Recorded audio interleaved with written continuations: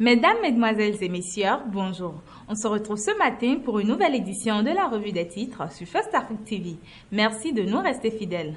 On démarre l'édition de ce matin avec le quotidien du service public La Nation qui nous apprend en manchette à propos de la tournée de reddition du compte du chef de l'État. La tournée présidentielle prend fin.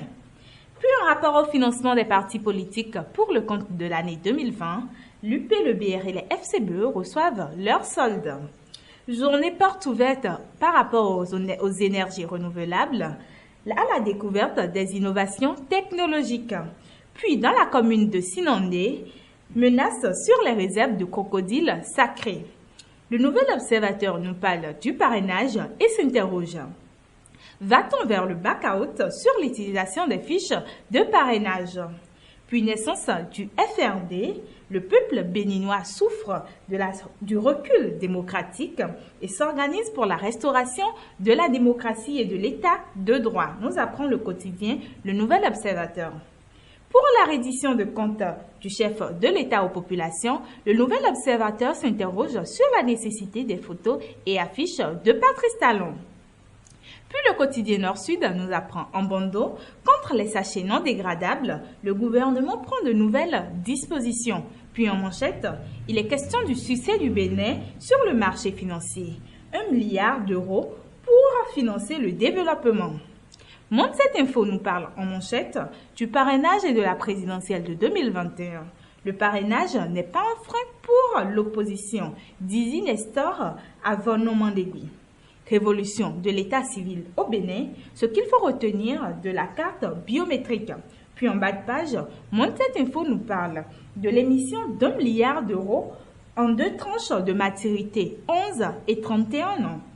Le Bénin réalise la première opération obligatoire internationale d'Afrique de l'année.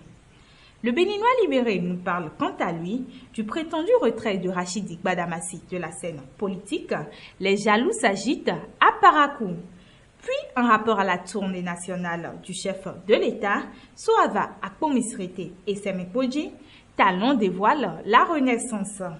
Puis, supposé mariage de l'Union progressiste et de Moël Bénin, l'accord n'était que pour les communales 2020, précise le Béninois libéré. Le soleil levant nous parle de la tournée de reddition de comptes du chef de l'État.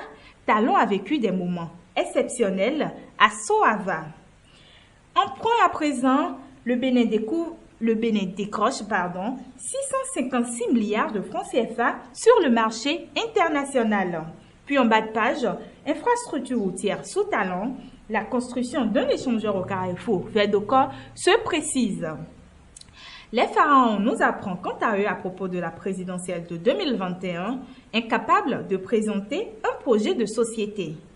Puis, en société à présent, sont 12 heures de grève. Sans cessation de travail, les travailleurs de la FBE innovent.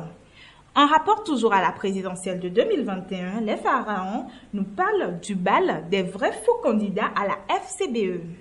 Dynamisme Info fini par nous parler de la démocratie et l'organisation consensuelle des élections, la rupture et l'opposition dans une impossible entente, s'interroge le quotidien. Position sur le parrainage à présent et la prorogation du mandat présidentiel, Gérard Benonchi réprouve les accusations de Holo et appelle à une appréciation objective des faits. Comparution dans l'affaire des 39 hectares de parcelles à Abomey-Calavi, ce vendredi 15, le jour le plus long pour Bada et compagnie. En fin de page, désignation de son candidat pour les présidentielles. Qu'y a-t-il à attendre de l'Union progressiste à part l'option Patrice Talon?